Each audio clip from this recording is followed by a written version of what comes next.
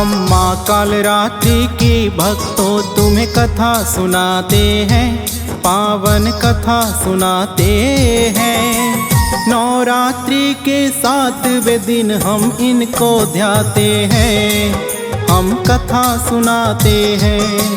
हम माँ कालरात्रि की भक्तों तुम्हें कथा सुनाते हैं, पावन कथा सुनाते हैं। नवरात्रि के 7वें दिन हम इनको ध्याते हैं, हम कथा सुनाते हैं। विनती सुनो महाकाली, तेरी जय हो खप्पर वाली। विनती सुनो महाकाली, तेरी जय हो खप्पर वाली। भक्तजनों, आज नवरात्रि का 7वां पावन दिन है। आज के दिन माता कालरात्रि की आराधना की जाती है। माता कालरात्रि का ये नाम 2 शब्दों की संधि से बना है। काल का अर्थ है अंत और रात्रि का अर्थ अंधकार होता है। अतः भक्तों, माता का यह रूप सदा सदा ही अंधकार अर्थात पाप और अंधकार का विनाश करता है। तो आइए भक्तों, सुनते हैं माँ कालरात्रि की पावन कथा।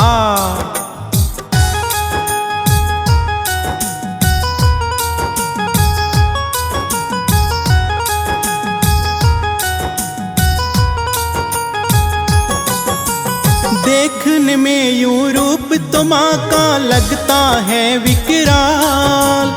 काली रात की जैसे रूप है और बिखरे हुए बाल।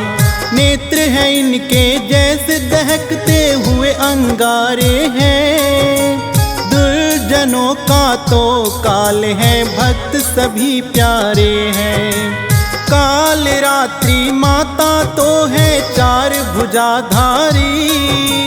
गले में विद्युत माल है और करती है गधर्व सवारी। एक हाथ में इनके एक लोहे का कांटा है। दूजे हाथ में देखो माँ ने लिया गड़ासा है। दानव दल जिसे देखते ही भक्तों डर जाते हैं, पावन कथा सुनाते हैं। नवरात्रि के 7वें दिन हम इनको ध्याते हैं, हम कथा सुनाते हैं। विनती सुनो महाकाली, तेरी जय हो खप्पर वाली। विनती सुनो महाकाली, तेरी जय हो खप्पर वाली। भक्तजनों, माता कालरात्रि का रूप देखने में भले ही विकराल हो, लेकिन भक्तों का हमेशा भला करने वाली हैं। इसीलिए तो इन्हें शुंभकारी के नाम से भी जाना जाता है। माता कालरात्रि का यह अवतार शुंभ निशुंभ और रक्त बीज जैसे दानवों को मारने के लिए हुआ था।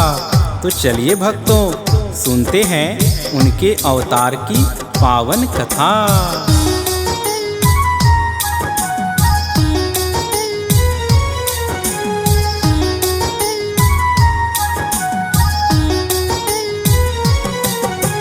भोलेनाथ के पास में फिर तो सभी देवता आए।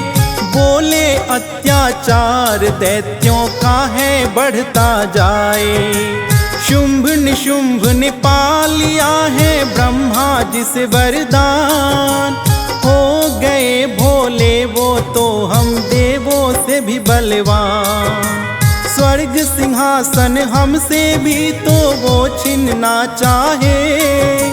भोलेनाथ कुछ करो उपाय, उसका अंत हो जाए।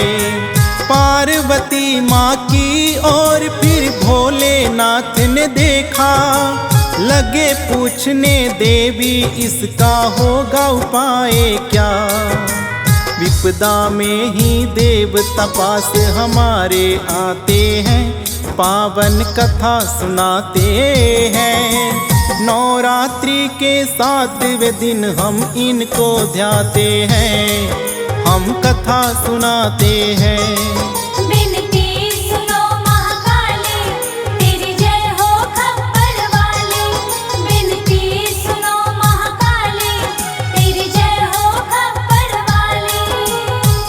भक्तजनों, देवताओं की पुकार सुनकर भोलेनाथ ने माता पार्वती की ओर देखा और कहने लगे, जब भी कोई विपदा आती है देवतागण हमारी शरण में आते हैं।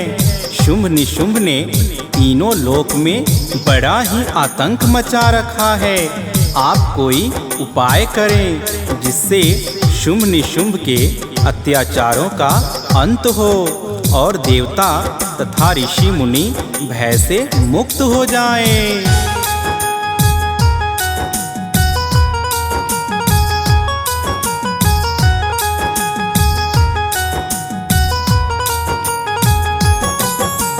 माता पार्वती ने जो सुनी है देवों की विपदा, एक शक्ति को माता पार्वती ने बना दिया। कन्या रूप बनाकर जो पर्वत पर बैठ गई, एक दिन विचरण करते करते आया निशुंभ वहीं। देखा उसने कन्या अकेले लगी तपस्या करने, उन्हें देख के पाप आ गया पापी निशुंभ के मन में। आकर बोला, हे कन्या तुम चलो साथ मेरे भाई की बन अर्धांगिनी हो जाओ वारे न्यारे। तीनों लोकों में शक्तिशाली जाने जाते हैं, पावन कथा सुनाते हैं। नवरात्रि के 7वें दिन हम इनको ध्याते हैं, हम कथा सुनाते हैं। विनती सुनो महाकाली, तेरी जय हो खप्पर वाली। विनती सुनो महाकाली, तेरी जय हो खप्पर वाली। प्रिय भक्तजनों, इस प्रकार निशुंभ ने माता द्वारा बनाई गई उस शक्ति को अनेक प्रकार के प्रलोभन दिए और अपने साथ चलने को कहा। माता को यह सुनकर बड़ा ही क्रोध आया। माता ने उससे कहा, यदि तुमको अपनी शक्ति पर इतना ही अभिमान है तो मुझे युद्ध में हराकर यहाँ से ले जाओ। यदि तुम मुझे युद्ध में हरा दोगे तो मैं तुम्हारे साथ चलने को तैयार हूँ।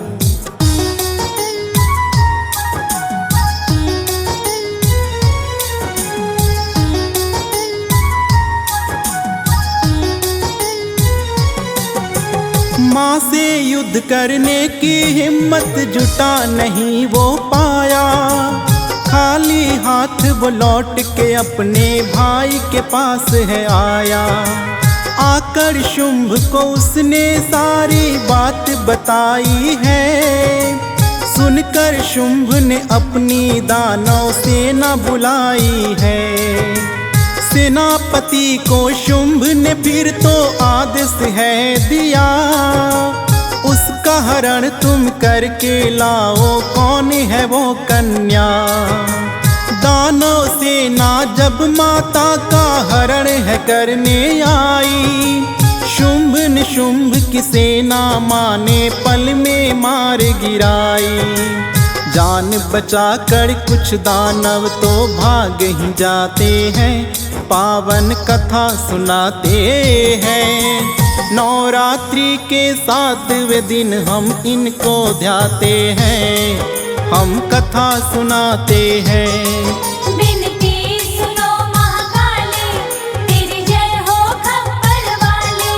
विनती सुनो महाकाली, तेरी जय हो खप्पर वाली। भक्तजनों, इस प्रकार माँ ने शुंभ निशुंभ की अधिकतम सेना को मार गिराया। तब शुंभ और निशुंभ और भी अधिक सेना लेकर माता से युद्ध करने के लिए आए। शुंभ और निशुंभ का एक दैत्य सेनापति बड़ा ही मायावी था, जिसका नाम रक्तबीज है। सबसे पहले उसने अपनी सैनिकों सहित माँ से युद्ध करने आया।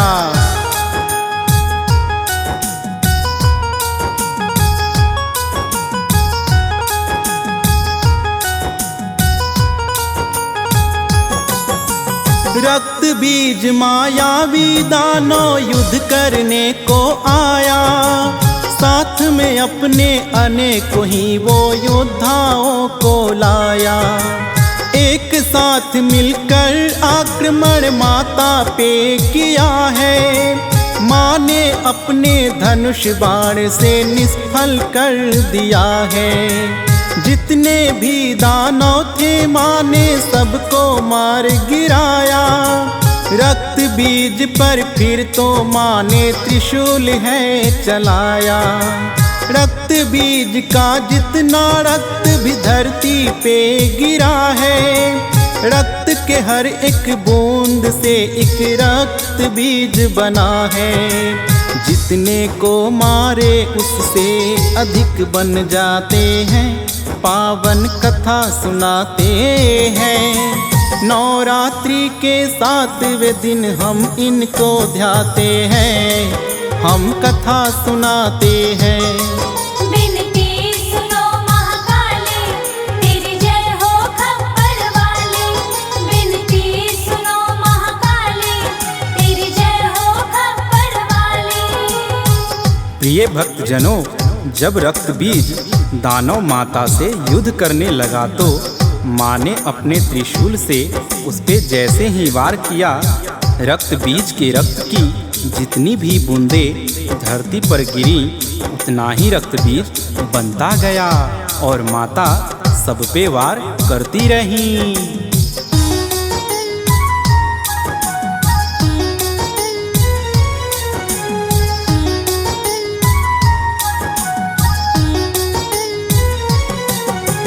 माता समझ गई है अब तो रक्त बीज की माया, रक्त गिरा जो धरा पे उससे दानव बन के आया।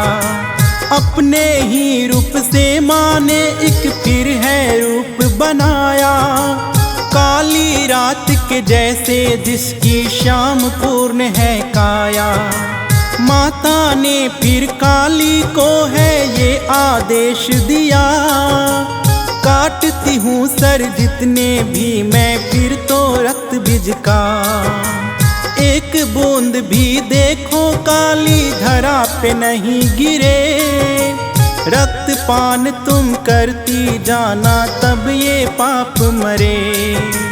जितना रक्त गिरे उतने रक्त बीज बन जाते हैं, पावन कथा सुनाते हैं। नवरात्रि के 7वें दिन हम इनको ध्याते हैं, हम कथा सुनाते हैं। बिनती सुनो महाकाली, तेरी जय हो खप्पर वाली।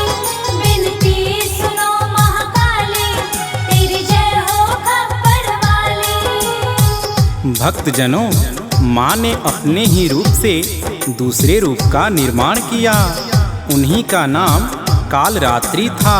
उन्होंने माता काली को आज्ञा दिया कि रक्त बीज का जितना रक्त धरती पर गिरता है उतने ही रक्त बीज बनते जाते हैं।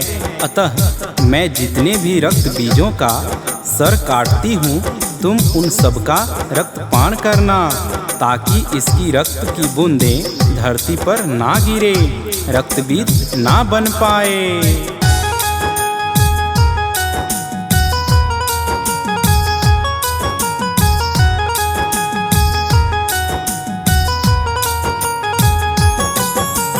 रक्त बीज का रक्तपान माता काली ने किया, उस पापी का वध भक्तों समझो तभी हुआ। काल रात्रि माँ शक्ति का यही रूप है दूजा, नवरात्रि में 7वें दिन जिस रूप की होती पूजा। चंड मुंड का वध भी यही माता करने वाली है, इन्हें ही रण चंडी कहते और कहते काली है। भक्तों की रक्षा करने माता सदा आती है, दुर्जन और दुष्टों को ये तो मार गिराती है। देवता गण और ऋषि मुनि भी जिन्हें तो ध्याते हैं, पावन कथा सुनाते हैं। नवरात्रि के 7वें दिन हम इनको ध्याते हैं, हम कथा सुनाते हैं।